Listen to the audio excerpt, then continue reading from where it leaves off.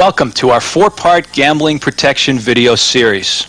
Hi, my name is Steve Forte, and here's a few interesting facts before we begin.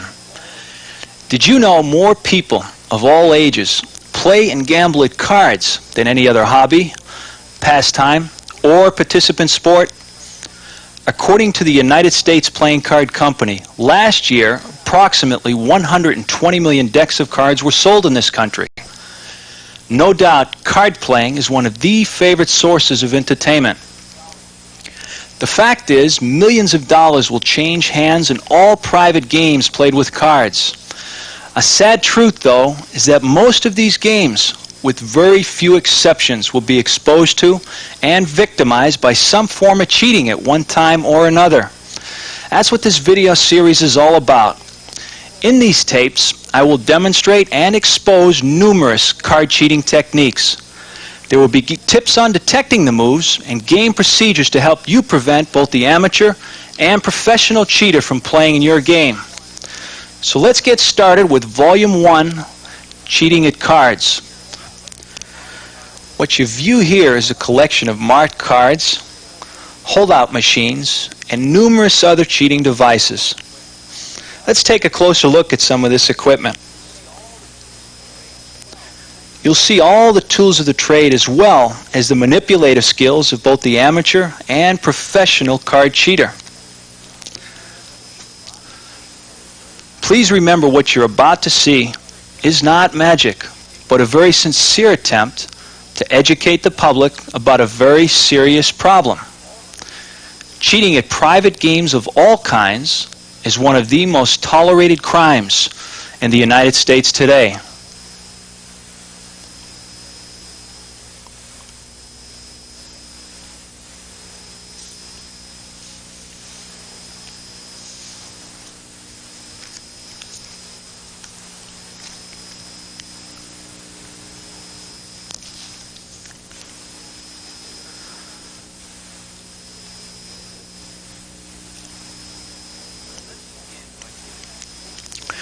Let's begin by taking a close look at the various techniques used by cheaters to false shuffle the cards.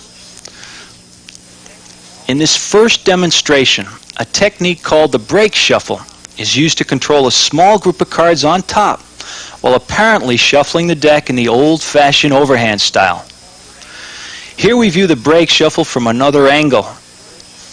Cheaters call these techniques break shuffles because a small gap or break is used to mark and control the cards. The technique begins by shuffling one card on top of the aces, but in-jogging or stepping the first card back to mark their position. The right hand will now push up on the step-back card and form a break. The cards are then shuffled till the break is reached and the technique is completed. Here we view the sequence in slow motion. Finally, let's watch the sequence once again at normal speed.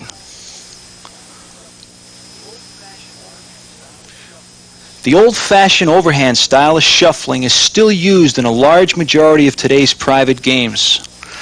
The break shuffles are very common, so here's another variation. Only this time notice that no in-jog or step-back card is used. The stacked cards are once again represented by the four aces. And again, a small group of cards has been retained on top.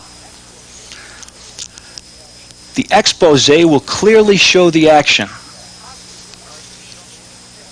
The top group of cards are shuffled and picked up in the back, where once again a break is formed. From this angle and with the help of slow motion, the break is quite visible. Once again, the cards are shuffled to the break where the technique is completed, and a small group of cards on top of the deck have been retained. Sometimes, players using the old-fashioned overhand method of shuffling will shuffle the cards back and forth from top to bottom. This is called the chop shuffle. It becomes extremely easy to control a small group of cards on the bottom of the deck with this style of shuffling. When cheaters find players in the game using this style of shuffling, this is the perfect time to blend right in and use this technique to their advantage. If a player believes this chop style of shuffling thoroughly mixes the cards, then it becomes difficult to be suspicious of another player shuffling the cards in the same manner. The chop sequence begins with a legitimate shuffle. Groups of cards are actually shuffled to the top and bottom during this chopping action. The last group of cards is simply shuffled to the bottom, and as you can see, the aces are brought back to their original starting place. False shuffles can be executed fast and handled very professionally, although most cheaters try to handle the cards slow and amateurishly and try to give the appearance of being a novice. The slip shuffle is a very easy to execute technique that controls only one card. Let's watch a couple of variations and remember, there are many card games where knowing the position of just one card can be a tremendous advantage. Take the game of bridge as an example. Let's say the bottom card is one of the major aces. If this key card is retained on the bottom through the shuffling procedure, and all 52 cards are dealt, as in the game of bridge, the bottom card, the last card dealt, will always end up in the dealer's hand. There are many other card games such as Casino and Gin Rummy, where when key cards are retained on the bottom, the dealer plays with a sizable advantage. An expose from this angle clearly shows that during the shuffle, the left finger simply slips the ace to the bottom, retaining its position.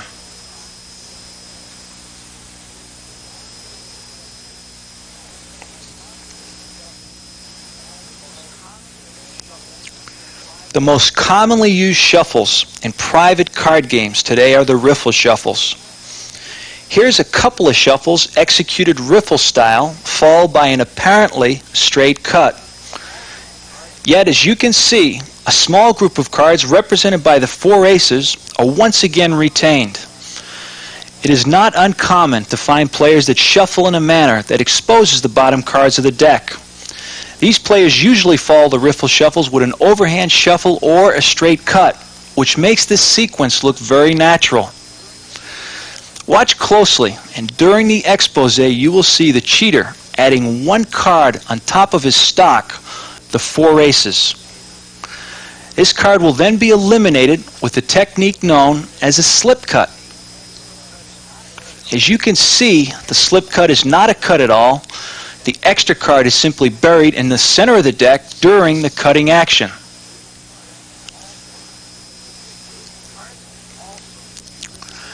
Cards can also be riffled in the table position. This is the style of shuffling that's used universally in casinos throughout the world. In the majority of high-stake private card games, the cards are also likely to be shuffled in this fashion.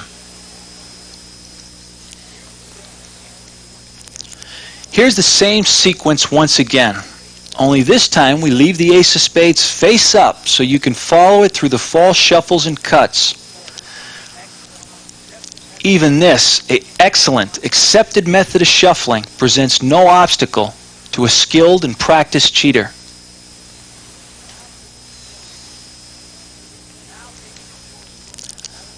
Let's now take a close look at a slow motion expose.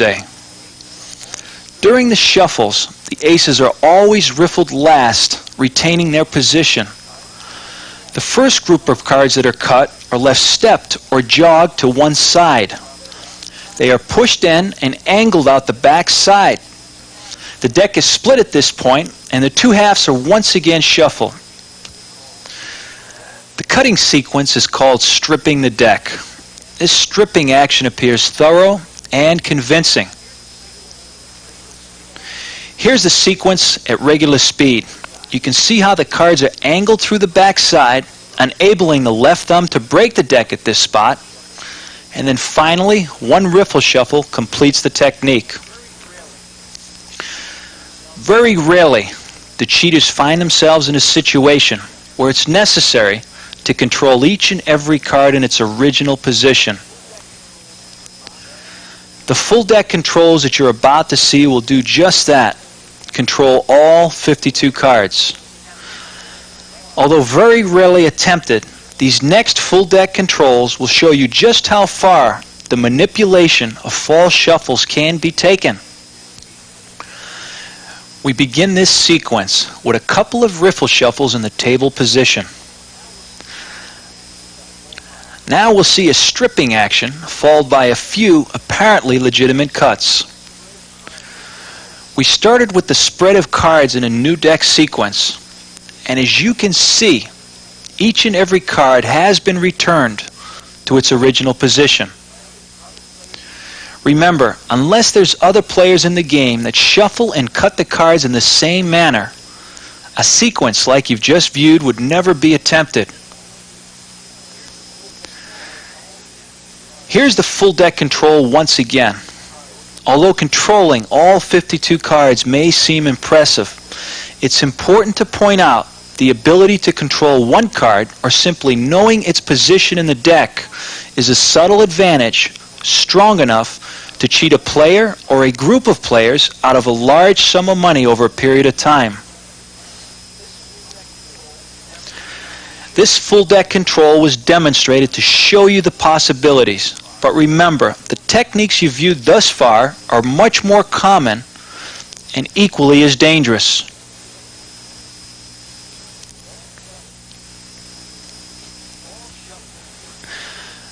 The false shuffle used in this sequence is known as the push-through. The technique begins with a legitimate riffling of the cards. With the help of slow motion, you can see how the top half is angled, pushed through, and recut to the top, retaining the deck's original order.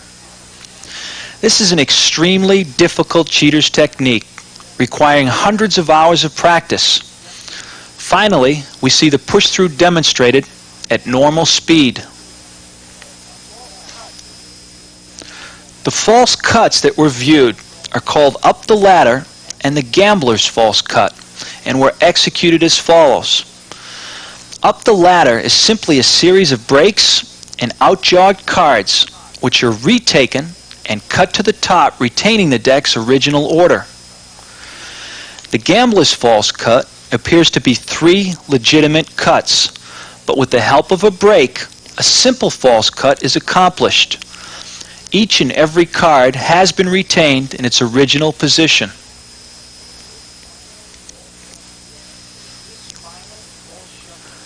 For this final false shuffling demonstration, let's assume that all players are using the old-fashioned overhand style of shuffling. You will also see a technique here that simulates the chop style of shuffling, and finally, an apparently legitimate cut. The techniques you're about to see are bold. The more casual and amateurishly the cards are handled, the more convincing the apparent shuffle. Once again, as you can see, each and every card has been retained in its original new deck sequence. The ability to false shuffle a deck of cards is probably the first and most common technique mastered by most card cheaters. Let's take a look at that last sequence once again, and remember, for every style of shuffling that you've ever seen, there's a false shuffle to duplicate those actions. For every style of cutting, there are false cuts that duplicate those actions.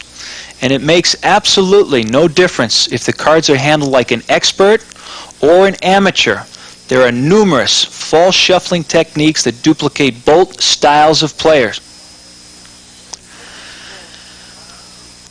Let's expose this final sequence.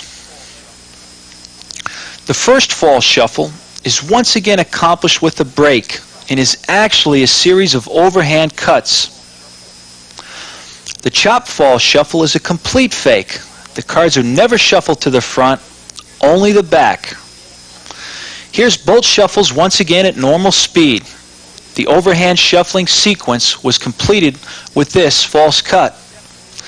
This is an extremely deceptive false cut, and a closer look at the actions will show you the simplicity and boldness of these techniques.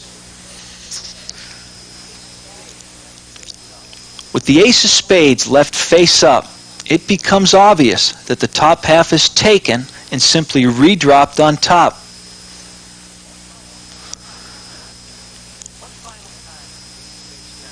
One final time with the ace face down.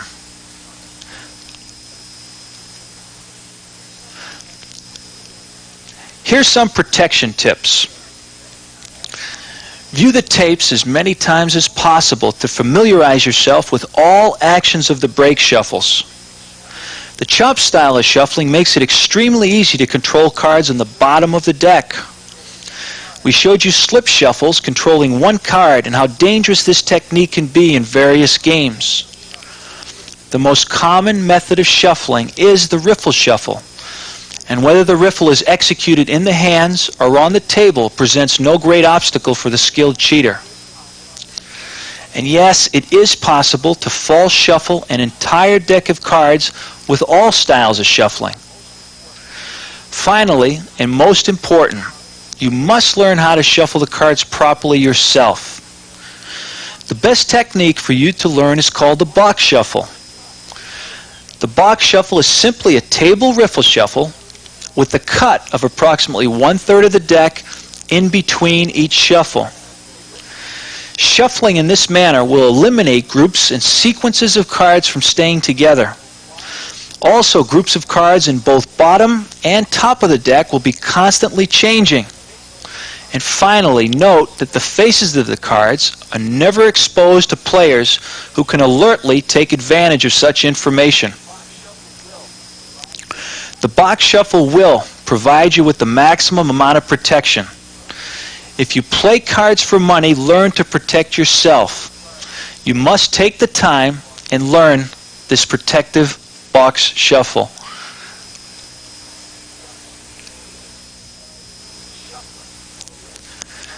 Shuffling, or arranging the cards in any manner which enables the cheater to receive winning hands, is called stacking the deck. The easiest and most common technique for stacking are the pickup stacks. After the cards have been displayed from a previous hand, the dealer will pick up and arrange cards in a specific order. Then, after a couple of false shuffles, the cheater will deal out previously stacked cards and receive the winning hand. In this pickup stack demonstration, we've used 4 aces as an example of a winning hand. But in actual play, stacking or arranging just 1 or 2 key cards is all that is needed to obtain a tremendous advantage. Here we view the same stacking sequence in slow motion. Notice as the dealer picked up his hand, a card was shifted, bringing the ace of clubs to the bottom. By picking up and arranging other cards, each of the remaining aces are brought to the bottom of their respective hands. The cards are now stacked, and the first part of the false shuffling sequence is called a short shuffle. This is simply a lopsided riffle shuffle that we'll be taking a closer look at in just a second. Hopefully you've detected the last part of the false shuffling sequence. It was the break shuffle, a false shuffle which we've already covered. Remember now that after the cards were picked up, bringing each ace to the bottom of the player's hands, the cards were automatically in a position to be redealt, with the dealer receiving the 4 aces.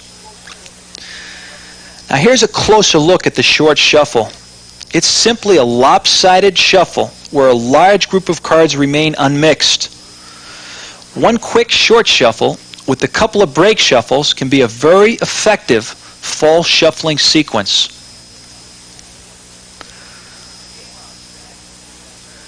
The haymouse stack is one of the oldest techniques known for stacking. The stacking takes place during an old-fashioned overhand shuffle. Here in the game of bridge, as an example, the 2 major aces have been stacked and dealt to the dealer.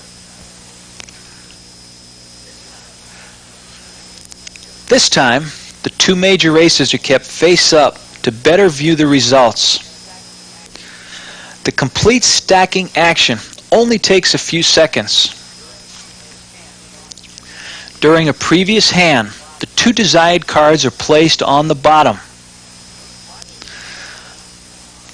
Watch in slow motion as the ace of spades and a card from the top are slipped together to start the stack.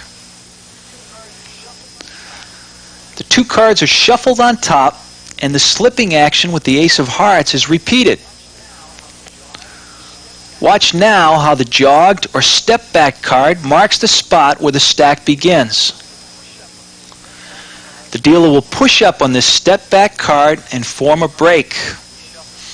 Then the cards legitimately shuffle to the point where the stack is completed.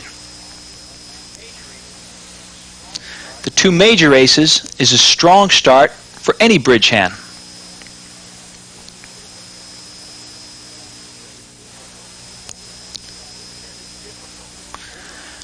Here's a difficult overhand stacking technique called a formula stack.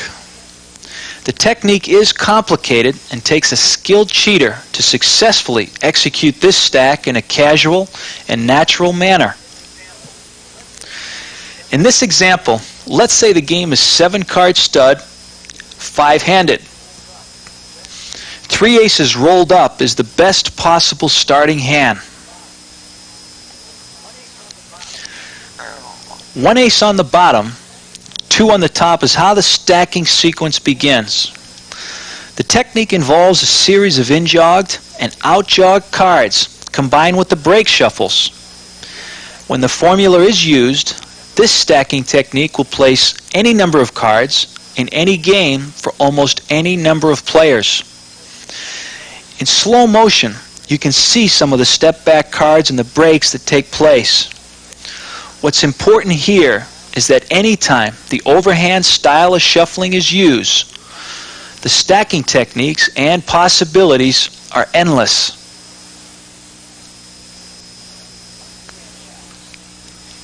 Once again, as you will see, the 3 aces have been stacked and dealt to the dealer.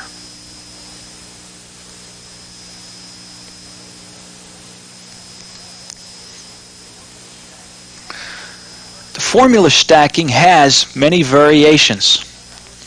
This time, the game is pinochle. In some versions of this great game, the cards are not dealt alternately, but dealt to each player in groups of 4. Formula stacking then becomes extremely simple. As pinochle buffs will immediately recognize, this dealer has stacked and dealt himself a sequence known as 100 aces.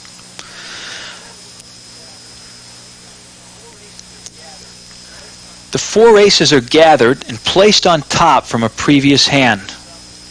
We'll leave the aces face up for the expose. The dealer will simply shuffle 4 cards on top of the aces, in-jog or step 1 card back, and then shuffle off.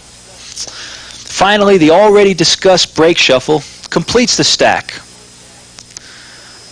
Formula stacking becomes just as easy when the cards are dealt in groups of 2 or 3 at a time.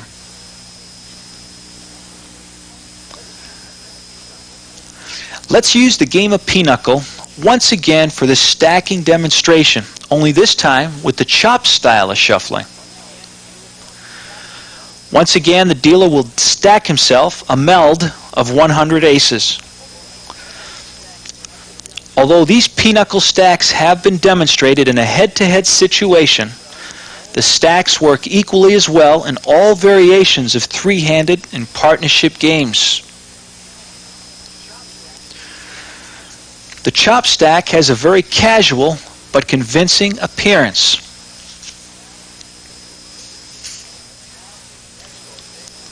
Let's now view the expose from another angle. Each time the cards are shuffled and chopped to the front, a single card is added. This is repeated until the necessary cards have been added and the stack is completed. A break shuffle on the end of the stacking sequence helps give the appearance of a convincing and thorough shuffle.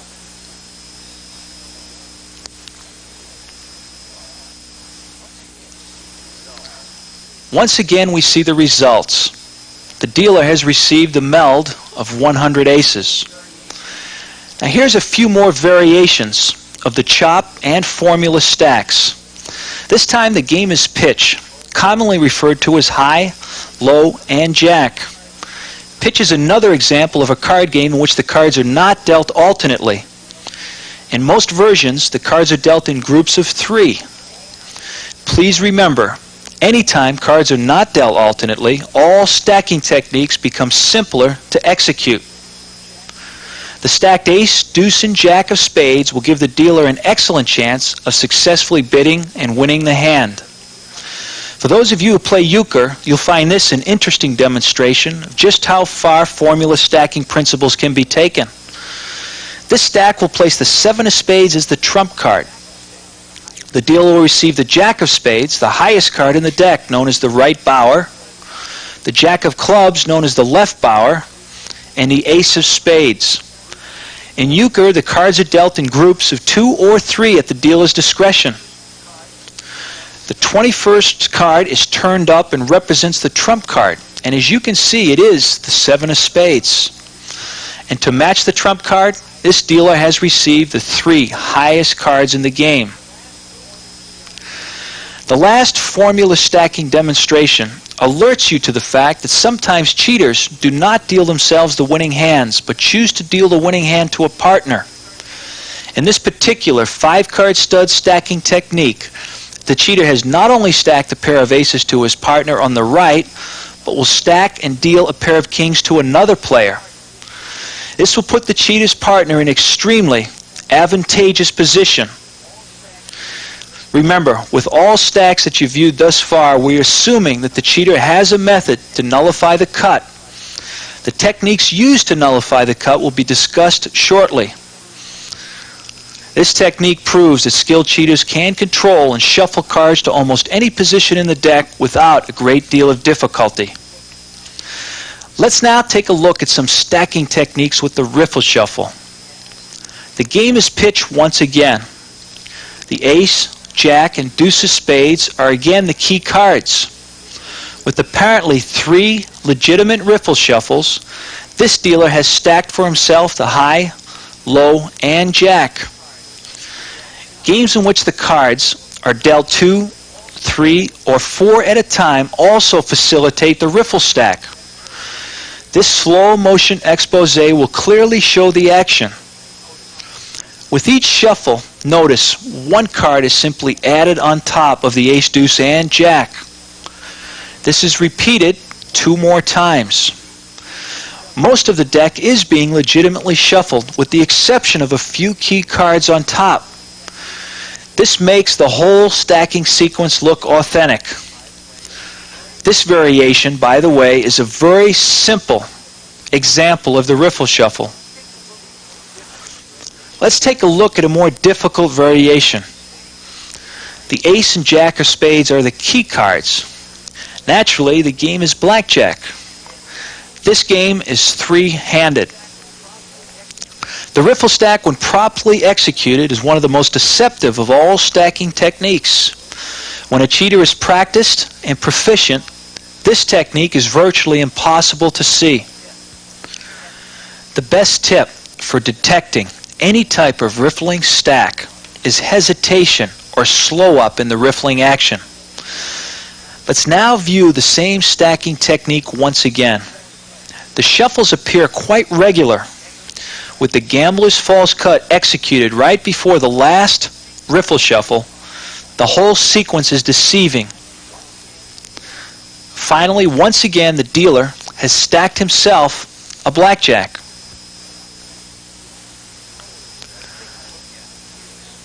Let's take a look at and expose the riffle stack from behind. In slow motion, the stack begins by allowing 1 card to fall in between the ace and jack. On the second shuffle, the procedure is exactly the same. At this stage, 2 cards lie in between. The 2 key cards are blackjack, and on the third shuffle, 2 cards would be added onto the previously stacked cards. At this point, the stack is complete. All that is necessary is for 1 final card to be shuffled on top. This card will be placed face up on the bottom and is called the burn card. You see the end results. Once again, the dealer receives the winning blackjack.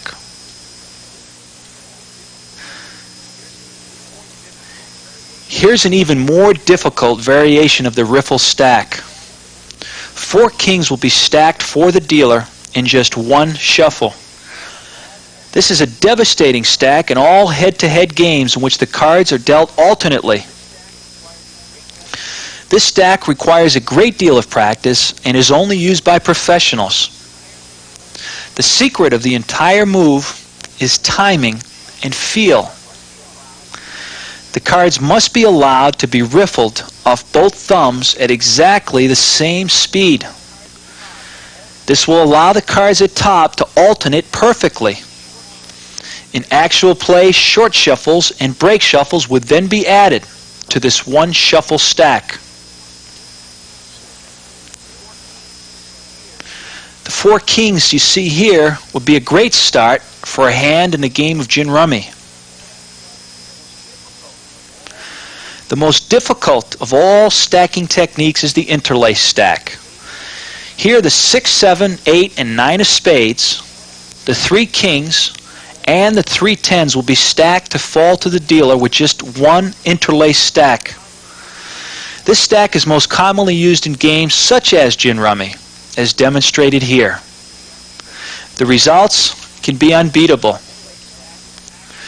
The interlace stack is actually a perfect shuffle.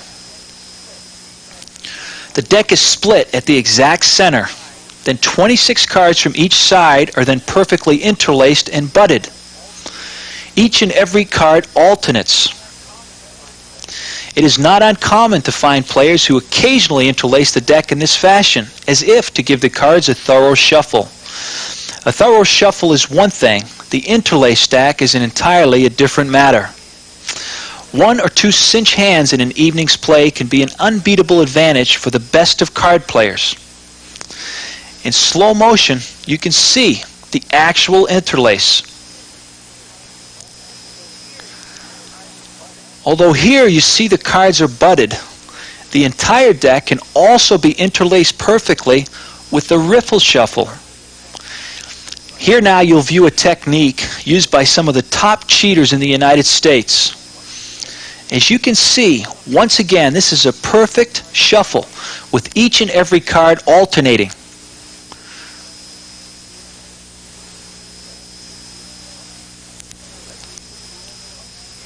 Let's view the move once again, and this time in slow motion. And remember, here the cards are not butted, but actually allowed to be riffled off of both thumbs.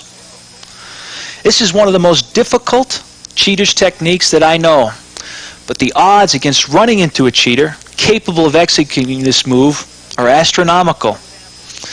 This is just another example to show you the endless possibilities and the level of skill that some cheaters can obtain.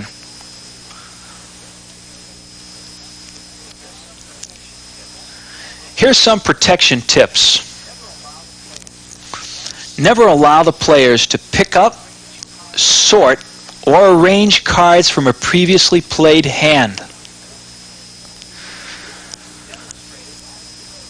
We've demonstrated just how easy and widespread the possibilities are for stacking with the overhand shuffle. The key to detecting riffle stacks is hesitation or a slow up in the riffling action. Be cautious in all games where the cards are dealt in groups of 2, 3, or 4 at a time. And finally, always be careful when another player uses the butt or interlace shuffle. Nullifying the cut has always been the biggest obstacle of any card cheater. Let's first take a look at some techniques known as shifts and hops. Let's begin with the shift. Let's say the cards have been stacked and fall shuffled. The stacked cards are represented by the 4 aces, and although the cards were apparently cut, a shift was executed and the deck was restored to its original position. Remember, the aces represent the stacked cards. They are legitimately cut to the center of the deck, and then the entire shift can be executed in less than a second. This is one of the fastest moves possible with a deck of cards.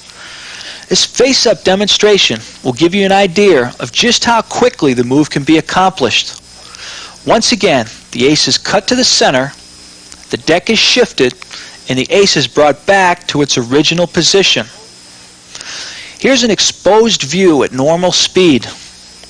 The bottom half, as you can see, is stepped to one side, enabling the dealer to locate the spot where the cards must be shifted. Finally, we'll take a look at this move in slow motion. A step will be formed as the cards are picked up. The right hand will form a break and helps cover the move. The left fingers will recut the deck and restore the deck back to its original order. Once again, this move takes just a split second.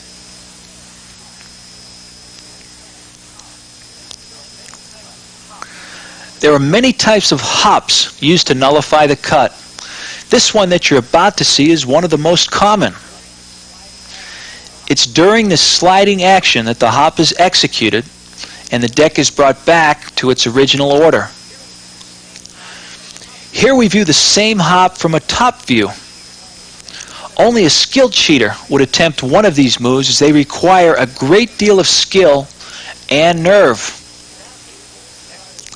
Let's now take a look at the expose. The cards once again are legitimately cut, but then both halves of the deck are hopped and transposed.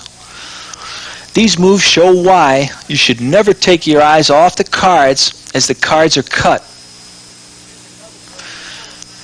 Here's another variation. Watch closely and see if you can detect the action. This technique is very similar to the last move.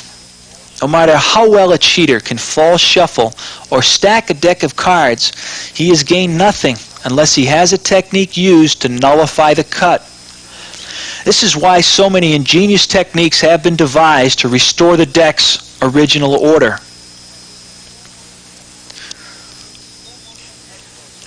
A slow motion expose clearly shows the action.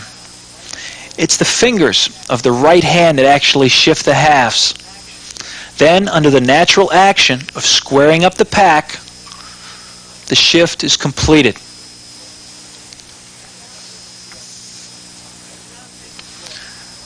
Let's now take a look at one final example. It is not uncommon to find players who slide halves off the table to complete the cut. These are the actions cheaters are trying to duplicate with this particular hop. Here it is once again. The cards are legitimately cut, and then during the sliding action, the technique is executed. Cheaters will complete the cut legitimately many times with the same actions before ever attempting this move.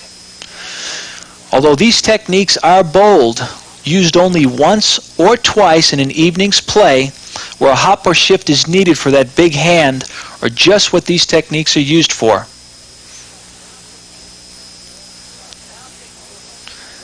Let's now take a look at some false cuts used to nullify the cut, and this time with the help of a partner. The original stacked cards have been restored.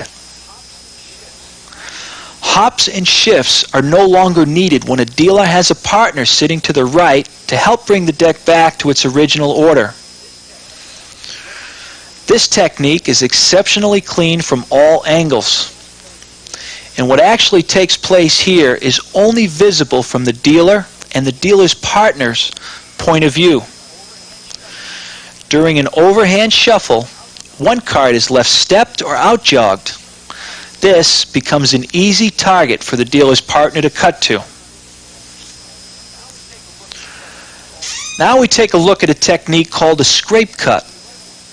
Once again, the dealer and this player are working in collusion. Although it appears that the cards were cut, the deck's original order has been restored.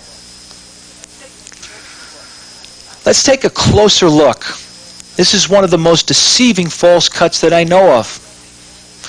What's actually taking place here is not a cut at all, but a complete fake. A closer look in slow motion will expose the action clearly. The top half is simply taken and slapped back on top. It's the scraping and turning action of the hand that duplicates a fair cut and makes the technique convincing. One last time at regular speed. Now here's a technique used to nullify the cut which does not require a partner and is designed to look like an honest mistake. Actually, the cards were cut, except for a small group of cards that remained on the bottom. As the dealer goes to complete the cut, he purposely leaves a small group of cards on the table. By looking away, the actions appear to be natural and look like an honest mistake. The dealer will then go back, pick up the small group of cards, and then begin the deal. This technique is only used to control a small group of cards and not restore the entire deck's order. Here's one of the boldest methods of restoring the cut. Cheaters call this move the stall. As we view this move once again, notice that the cut was simply picked up in the wrong order. By moving the ashtray aside in the middle of the cut, a stall is created, and psychologically it becomes difficult to remember which half is which. And at this point right here, it appears as if the cut was genuinely completed.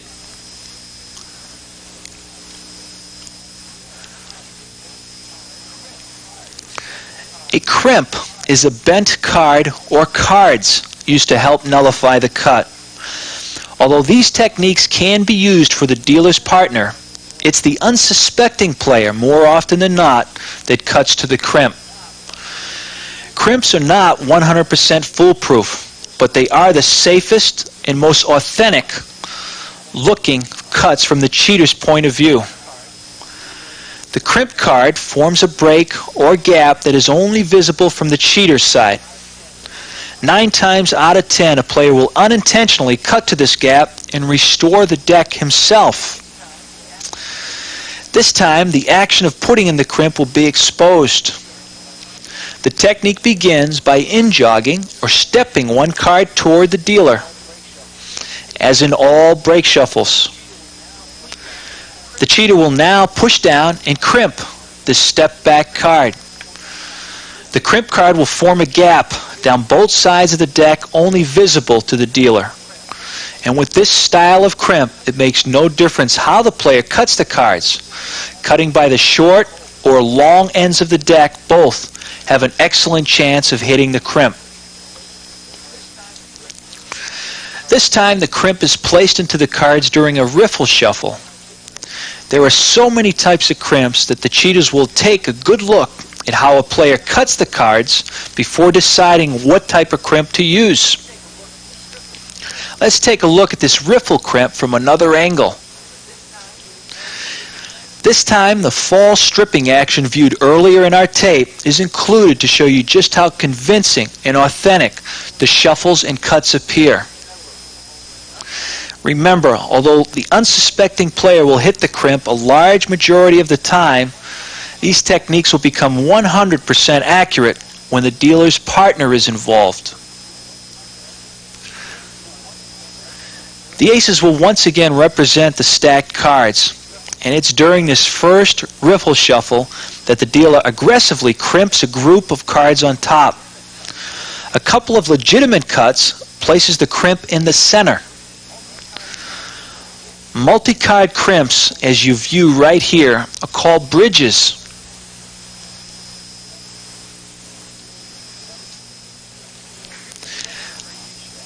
Here's another variation of putting a bridge into the deck. After the dealer has stacked and false shuffled the cards, a group of cards are cut from the bottom to the top and crimped in the process.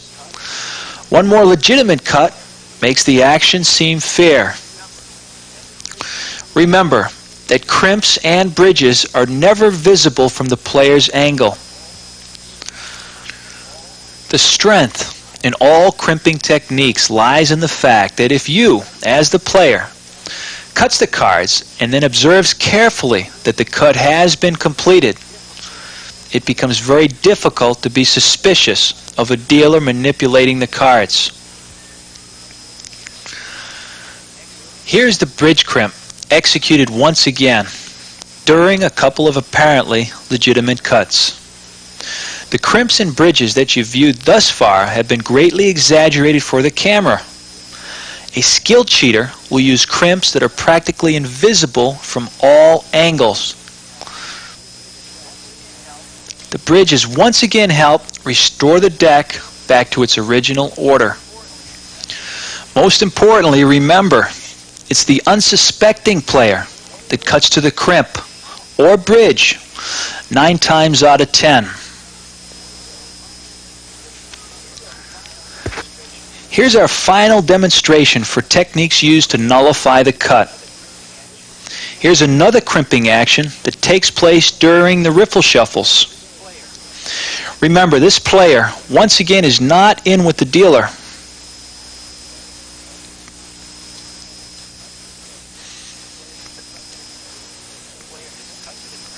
This player has cut to the crimp and the deck has been restored.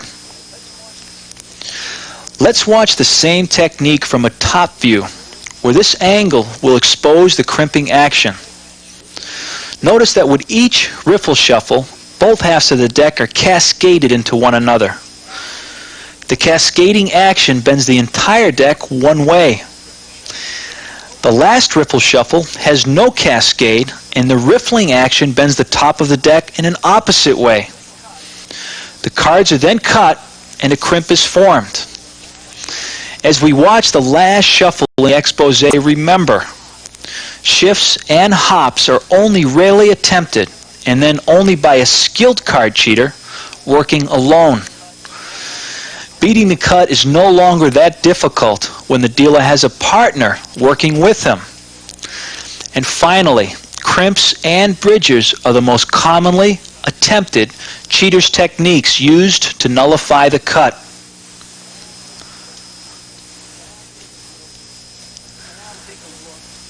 Let's now take a look at some protection tips.